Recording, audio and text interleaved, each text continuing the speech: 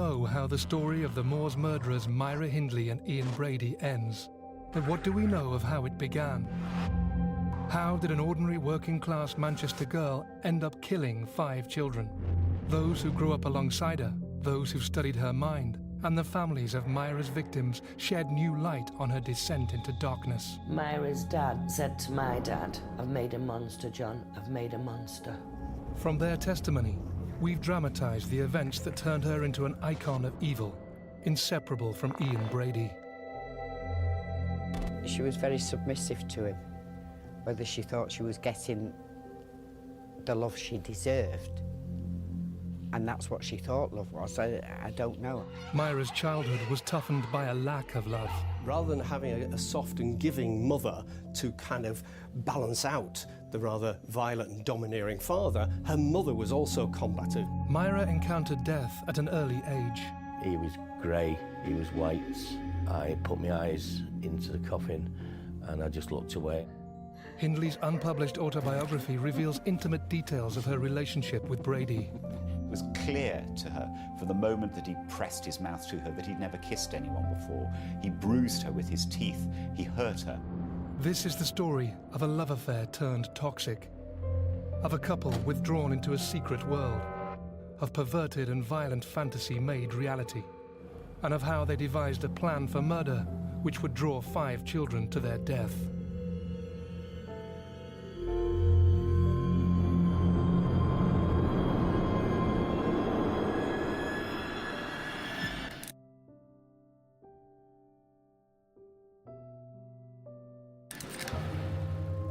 During Myra's childhood, money was short, but community spirit was strong.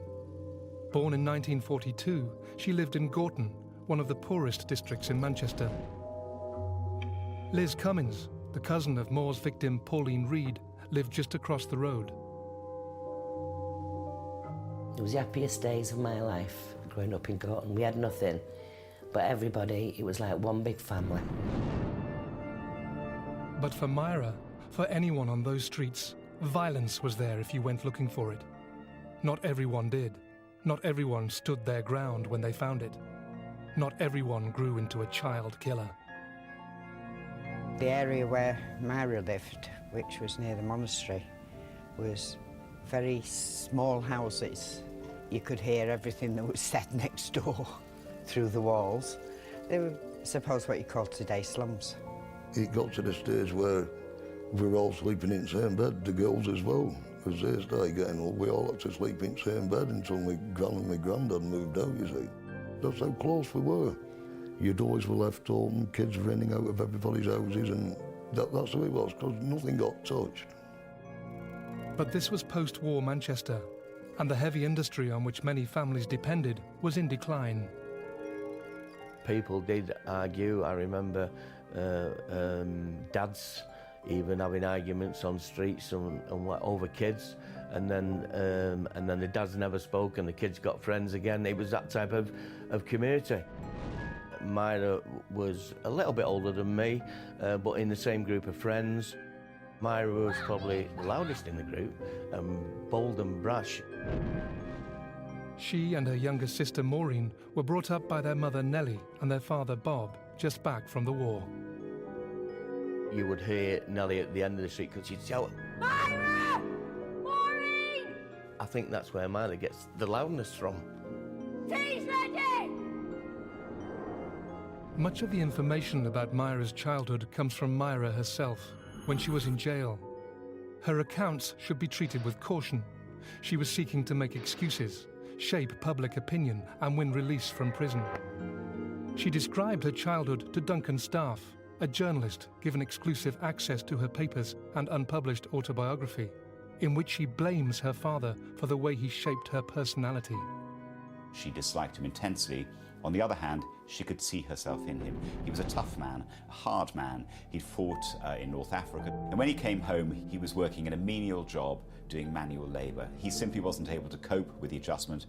He dealt with this by drinking very heavily and by slapping Myra's mother around. He also hit Myra, whereas he was softer on Maureen. They felt they couldn't really cope with Myra. For whatever reason, it may have been within Myra that the problem actually lay, or it may have been that the parents were very poor at coping. To ease tensions, Myra, but not Maureen, was sent to live with her gran round the corner. Myra would have seen this as the arrival of Maureen and she being rejected, pushed away. She loved her grandmother and was very happy there, but she felt alienated in a sense from her family background and from the world which had created her. Myra claimed her father increasingly turned to drink, often at the Steelworks Tavern, which still stands. She said tensions between her parents deepened. He'd come back from the steelworkers, or Steely, and hit Myra's mum, Nellie, every night. Come on, Matthew. Spent up halfway. Eh? How many pints this time? Cycle. 8, 9, 10.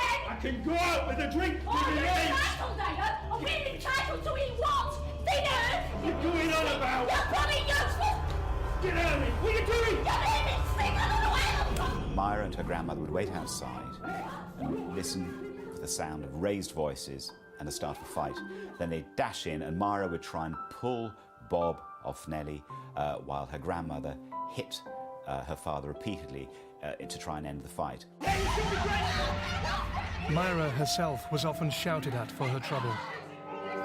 Rather than having a soft and giving mother to kind of balance out the rather violent and domineering father, her mother was also combative. There was one way in which Bob Hindley must have felt he was helping his daughter. He taught her how to fight. He taught her how to do the type of thing that he himself was doing to Myra's mother. She picks out his reaction to one street fight in particular as a turning point. Give me that wheel.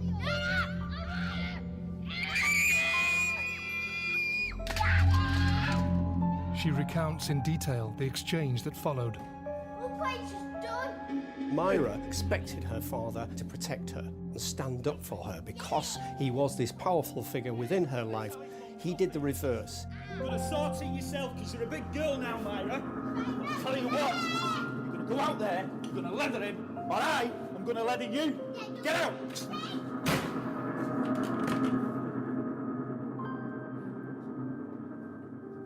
She was on her own, but armed with her father's fighting technique.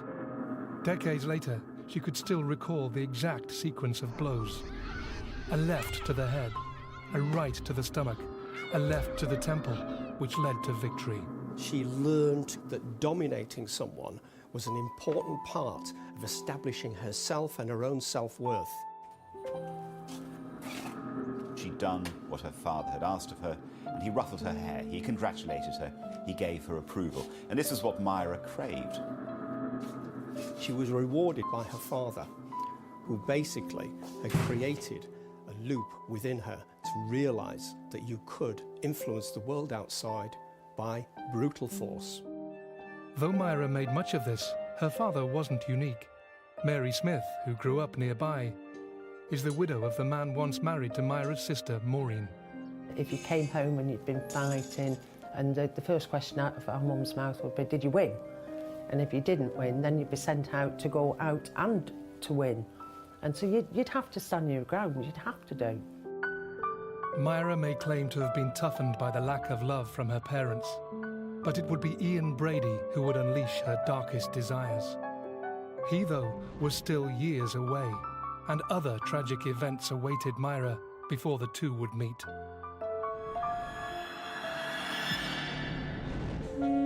As a child, Myra Hindley built a reputation as a street fighter. In her unpublished autobiography, she insists this tough background and her violent father provided an excuse for what was to come. But that doesn't wash with Mary Smith, widow of the man who was once Myra's brother-in-law. I would find that absolutely ridiculous, because then more than half, 90% of all girls and boys that was reared in that day and age should have become serial killers then, because we was all sent out to look after ourselves. The truth, according to those who knew Myra, is that something in her personality set her apart. She had no empathy for anybody else. If somebody hurt themselves, it wouldn't upset her or anything like that. And if anybody upset her, she'd lash out and hit them. And that's how she was. I think she could handle herself, Myra, very much. She wasn't scared of anything or anybody. Myra's reputation as a fighter made her a target. Other kids, often bigger, wanted to prove themselves against her. On one occasion, a boy heard she'd been treated for nits. Initially, he got the better of her. She shouted at him to break. She recalled how he had failed to obey the street fighting rules. When he should have broken, he didn't break and continued to hit her. So she punished him for this by grabbing him by the head and slamming it repeatedly into the ground. She was going to pummel him beyond his life's worth. There was a potential that was not restrained by emotional expression, which could point to a deficit that was always there in Myra. That coolness, that callous lack of empathy, that meant she had the potential all the way through her life to do serious damage. Myra claimed her prowess gave her a new role on the streets. She achieved a certain status and took upon herself the role of protector. Often, it would be her sister Maureen she protected. With tragic irony, she did the same for Maureen's friend, Pauline Reed. But just a decade later, Myra would choose Pauline to become the first Moore's victim. If Myra was fiercer than many children, she was also brighter. An interesting question is whether a better education would have saved Myra Hindley. She escaped inwardly from the turbulence of her life into a world of fiction.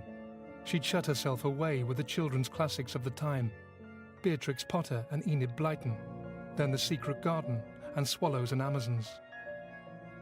She sought something beyond, something that was beyond the ordinary life. She wanted to touch on a greater power. She tried this with religion, but she also sought in literature to go beyond the simple reality. Myra went to Sunday school at St. Francis's Monastery nearby. She and her father wanted her to go there for her secondary education, but her mother disagreed. All them mums teach is catechism. You're going next fair. In the end, Myra's mother got her way. Myra was entered for the 11+, but recalled she had to sit the exam at a school for middle-class children in another part of Manchester. She claimed she felt overwhelmed and failed. As her mother had wished, she was sent to the local multi-faith secondary modern. Now a teenager, much in demand as a babysitter, Myra took a back seat at school, still enjoying English literature, but truanting regularly. She wasn't a very communicative person, even at school. She didn't mix very well. It was as if she was looking for something and couldn't find it. She tended to avoid girls and hang around with boys, including Alan Grafton. Myra was, in my opinion, more of a tomboy than the other girls. I don't think that many of the lads at that time really took a fancy to Myra, and she was loud, she could fight. They just didn't want to get involved, I don't think. But at that particular time, Myra had this crush on one of our friends called Michael Higgins. Nice lad was Michael, and everybody liked him. Michael, at 13, was 2 years younger than Myra. The pair were inseparable. They was always together, very good friends. Used to take them to the park and used to take them swimming and the same initials as well, which made a difference, you know. Myra was a strong swimmer and looked after Michael. Tragedy struck the day she decided not to go with him. Unfortunately, Michael, on one sunny day, went to Debdale Park in Gorton, where they've got some reservoirs, and went for a swim with some friends, and Michael never come home. Apparently, the currents of that reservoir took his life. Mike, stay!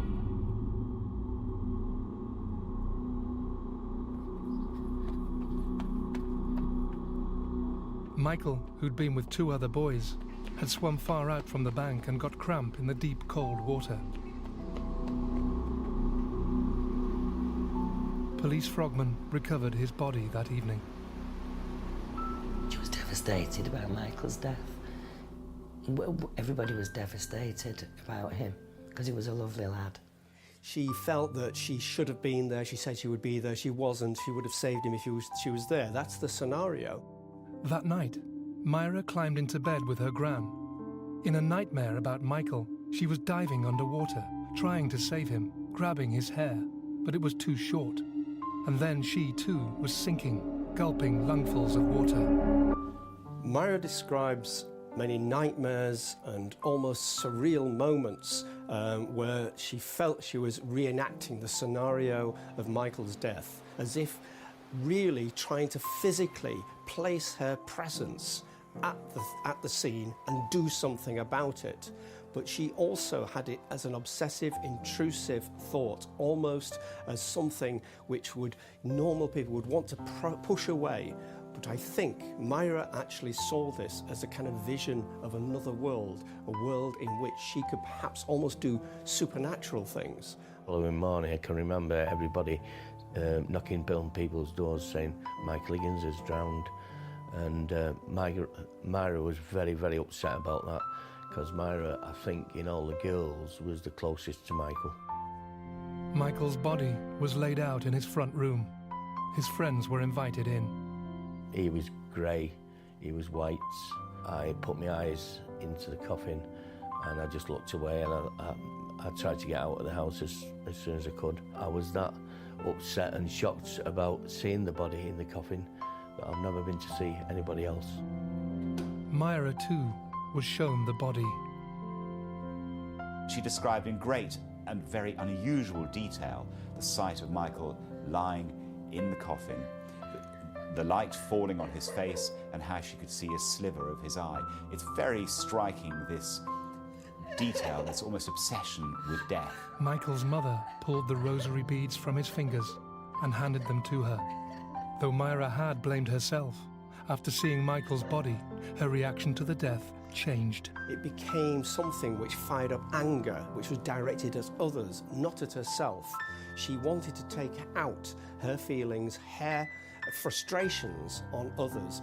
She forcefully gathered money for a wreath, often in a very threatening and menacing way, which was disturbing considering the fact that she should have been distraught, quiet and sorrowful. She wasn't. One evening, she was convinced she'd seen Michael staring at her. She ran to him, but he'd vanished.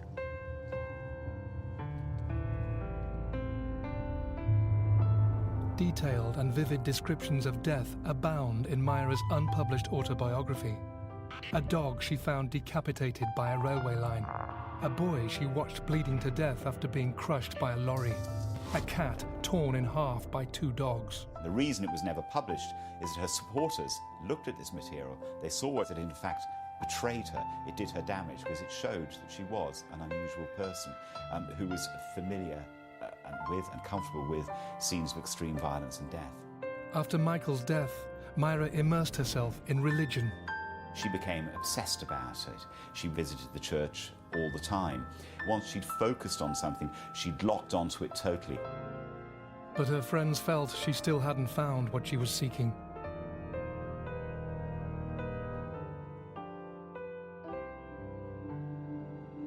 A new Myra emerged.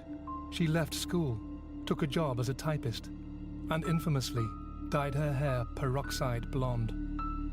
It was as if she was looking for love, and all I can think is that she didn't get it at home, so she tried to find it. But she wanted a male love, nothing else. After a series of relationships, she ended up with a boy called Ronnie Sinclair. Despite Myra's reputation, he had dared to tug her hair in the cinema. Ronnie asked her, would he marry her? And they got rings and they were engaged to be married. But Myra felt that the relationship was moving forward in a way that was expected of her, that somehow she would have to marry Ronnie, and she didn't really want that. At home, Myra's sister Maureen also had a new boyfriend, and the dynamic of the family was changing forever. After a stroke, which left him a semi-invalid and embittered, Myra's father, Bob, was continuing to vent his frustration on Myra's mother. Maureen knew the consequences if Myra found out.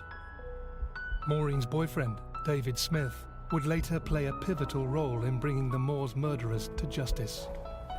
Just have a cup of tea with them or something. Right, so he's going to listen to me. For me. It's not Myra, go for Ed. He didn't really want to go to the house because he didn't want to get involved with it. In his memoirs, David Smith describes in detail the moment he witnessed the Hindley family and Myra in their true colours.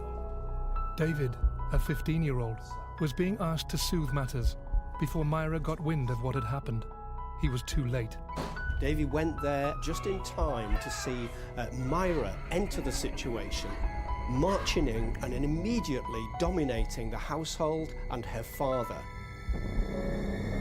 humiliating him, stating that if he made one move again, she would not only strike him back, she would put him into hospital or even the cemetery. The intent and the dominance and the callous disregard for another human being, which includes her own parent, was already there. You can have This reversed the early childhood dominance by her father. Okay, this was in defence of her mother. However, here she was showing the same callous regard for her own father that once upon a time he showed her.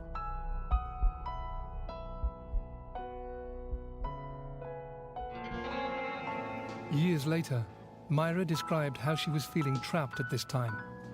Age 19, she tried changing jobs and arrived for interview at a company in Gorton called Millward's Merchandising. That was fine, Miss Hindley. This will be your desk. A friend had already told her of a shy, intriguing man who worked there. When humans initially bond, we're going back primordial times, we don't have time for long-winded introductions. In fact, we often will make immediate emotional bonding contact with someone within a split second. Myra, this is Ian. Ian, this is Myra. This happened with Myra Hindley when she first saw Ian Brady. Pleased to meet you. He was not just simply a fairly good-looking guy, but he had a strange, aloof, cool nature. One where he would be more elusive than engaging, one where he would look quite dismissive rather than interested. This drew her in. Myra Hindley was instantly smitten with Ian Brady, and when she met her friends that night, she couldn't stop talking about him. It was Ian this, Ian that, and that went on for a very long time afterwards. In her autobiography, she describes walking home, glancing through windows, and seeing humdrum scenes of the ordinary life she could expect if she married Ronnie. It no longer felt enough. Each step was now taking her in a new and lethal direction.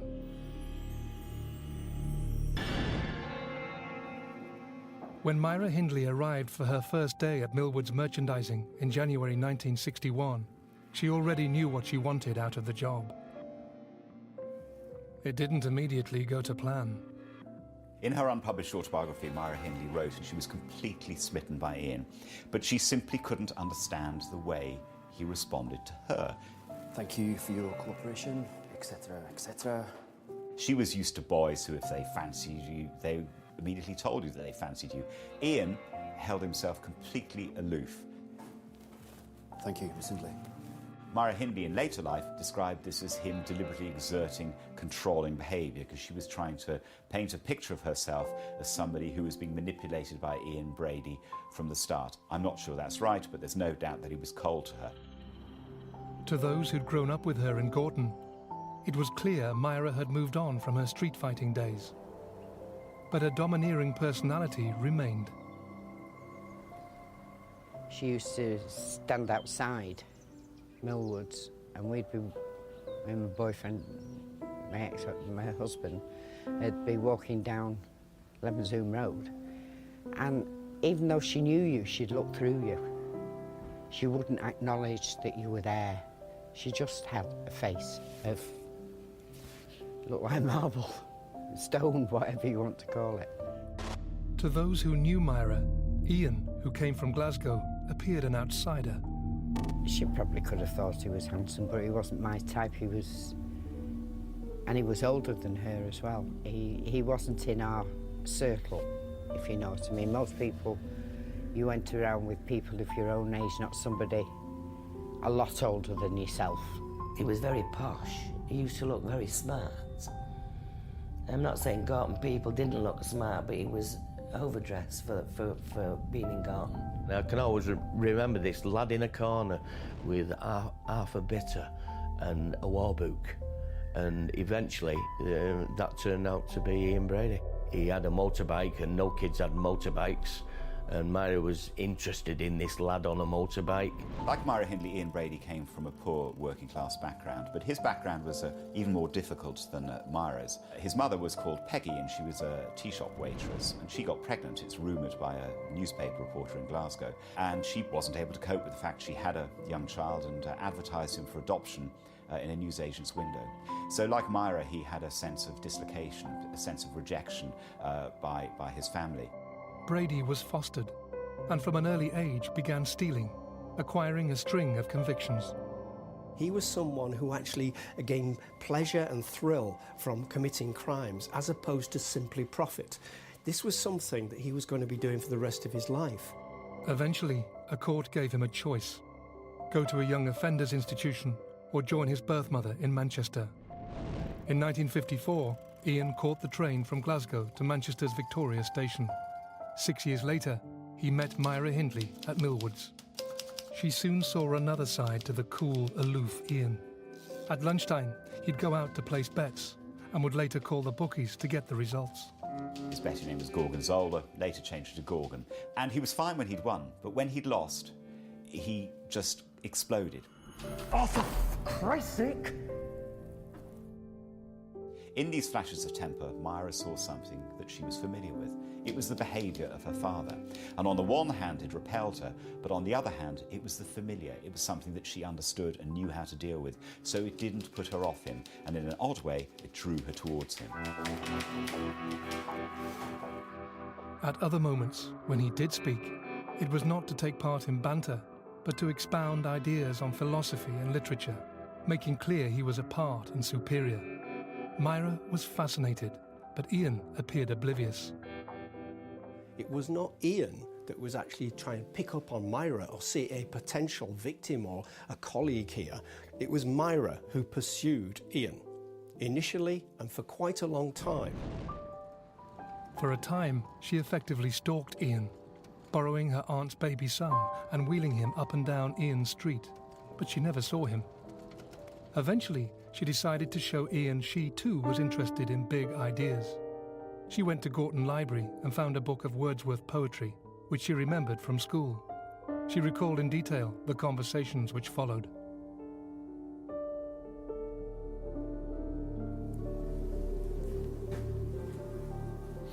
Wordsworth. Any good?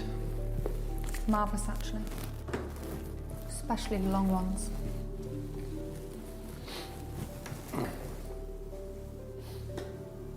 Might get a copy. It was a blissful moment for her. This was a moment she was determined to capitalise on, and she did everything she could to make sure that once he had noticed her, he would never stop noticing her, and that she would form a relationship with him. Do you listen to music? Of course. She wanted Ian more than she wanted anything. Which? All sorts. Bit of pop, classical, big bands. Fairly Catholic, really. Ian Brady used little things to set himself apart from his working class background. I prefer more crafted music. Sometimes I record them from the TV, library. To him, these were tremendously important things. So, he didn't drink beer, he drank red wine. He didn't listen to pop, he listened to classical music. You can borrow some spools if you like. Technology fascinated Ian Brady. He had his own recording equipment, his own photographic kit and darkroom. Myra began saving for her own tape recorder. Years later, she described her obsession with Ian to her prison chaplain, Father Michael Teder.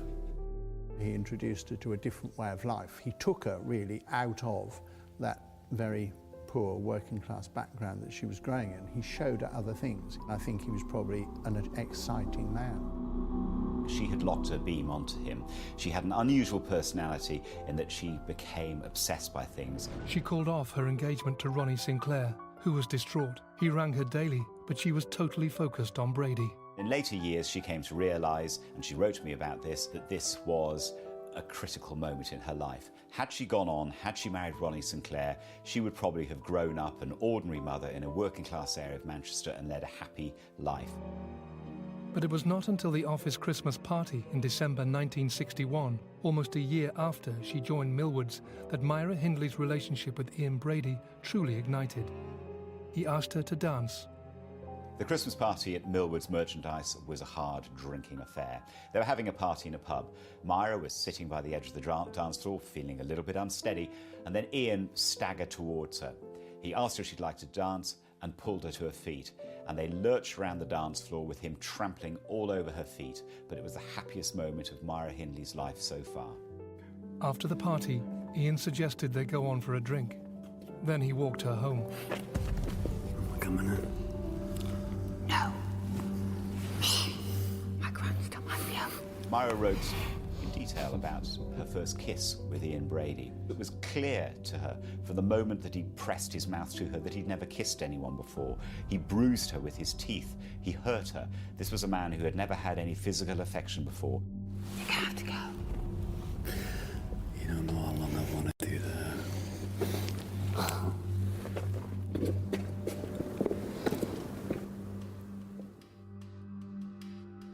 But if Myra thought she and Ian were an item, he had other ideas. A long pattern of circling each other, playing on each other's trust, drawing the other in, began to unfold. This remained at the core of their relationship for the rest of their lives. He wouldn't speak to her, he wouldn't recognise her in the office.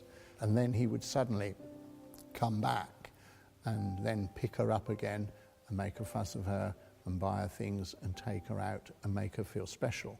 Then he would drop her and he'd do exactly the same thing again. And I think this is a grooming pattern. It's a way of gaining control over another person. And I think that that was a systematic way that he dealt with her until finally he felt that he had control over her and that she needed him. When she did agree to have sex with Ian, the encounter was brutal. He bit her repeatedly.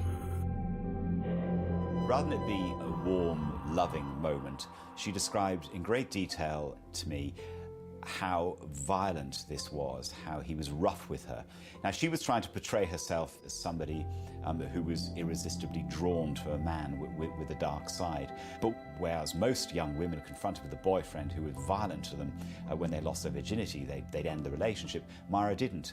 There was something brutal about him that fascinated Myra, that actually engaged her, that resonated somewhat with her exchanges with her father, something that was feeding her need to go beyond what others would attain.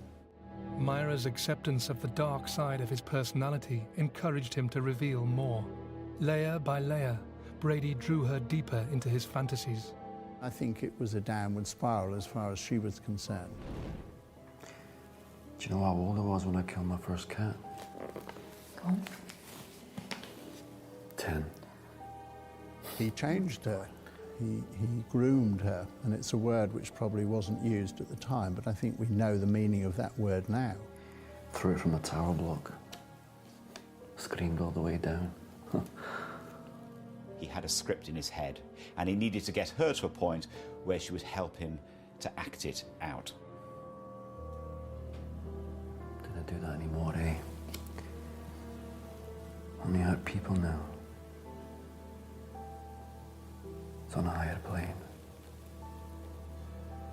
Bit by bit, Ian revealed to Myra the books, the ideas through which his fantasies had taken shape, including the Marquis de Sade, the high priest of sadism, who preached that violence, and especially sexual violence, were justified because they were pleasurable and natural.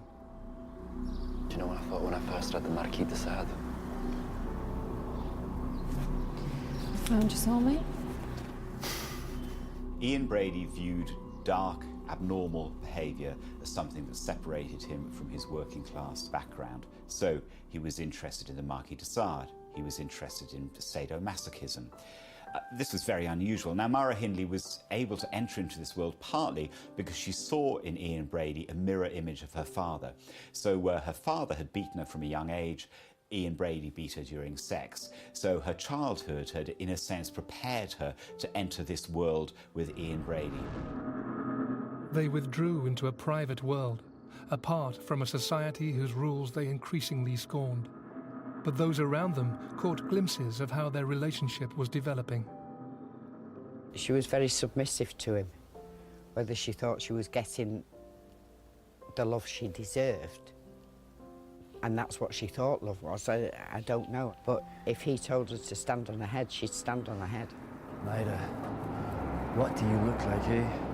One summer, she was outside Millwoods and she had, you know, fancy top and the short skirt, and he didn't like it. And he made her take it off, and she took it off. Take it off. Now. Take it off. What, there and then? Yeah. In the street? In the street. Well, what was she left with wearing? An underskirt, a full-length underskirt, and a bra and pants. If he said Cole was white, Cole was white.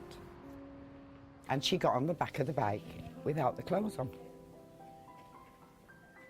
He gave her a book called The Carpetbaggers by Harold Robbins, which describes in graphic and sickening detail the rape of a 15-year-old girl. Ian took from the book the notion that rape, incest and paedophilia were adventures. If a man gets the chance to perform one of his acts, Myra, he should take it.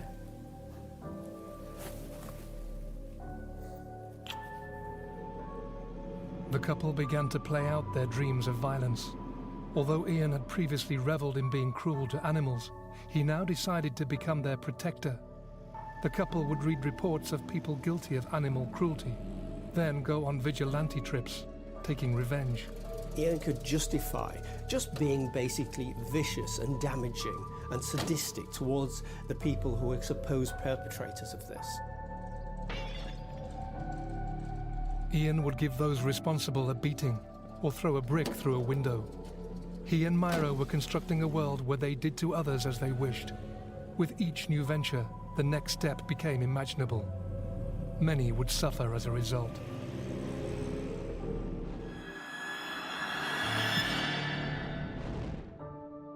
Ian Brady was a planner.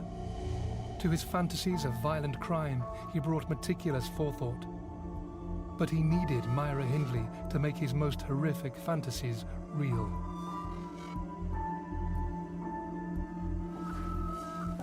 This you need to read. He found a book called Compulsion, about the real-life abduction and murder of a Chicago schoolboy by two wealthy, good-looking young men who thought they committed the perfect crime, but they were caught. Ian Brady used the book called Compulsion by Maya Levin as a perverse blueprint for the Moors murders. The book was written as an argument against capital punishment, but Ian Brady read it completely differently. All he did was look at the mistakes that were committed by Leopold and Loeb, the murderers, in the way they carried out the killing. So they abducted somebody from close to their house. They buried them in a drainage ditch where the body would be found.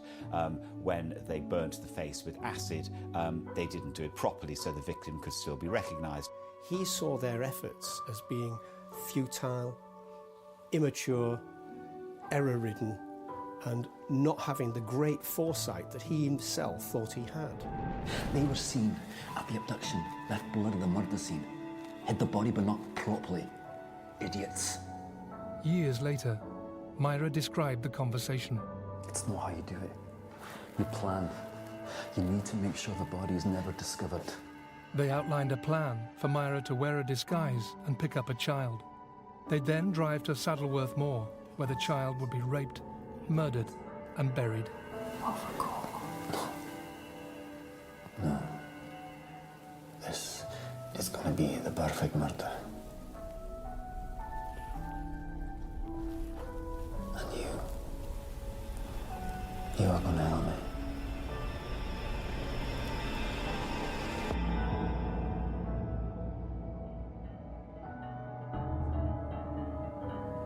They began driving around, picking out potential victims, taking photos and rehearsing what they'd do.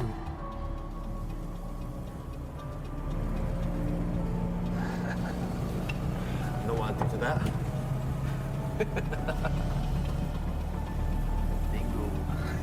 Myra Hindley, in her later descriptions of the run-up to the murders, painted a picture of herself being forced into the killings, of being forced to go out scouting for children.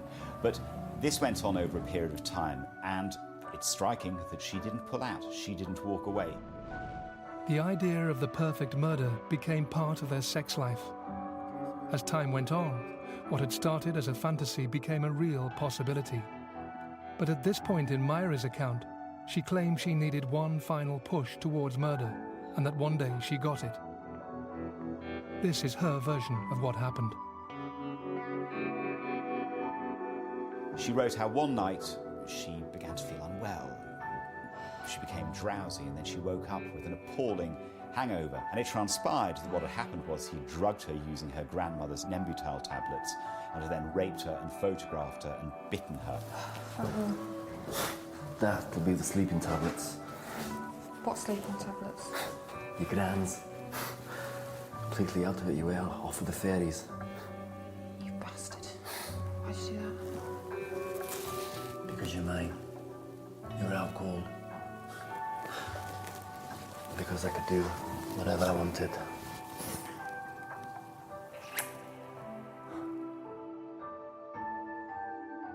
It's entirely possible she was a willing, fully awake participant in the photo session and concocted the drugging story to suggest she was at Ian's mercy. She said a few days later, he showed her the photos. You want to see? What? How you looked. When I stripped you.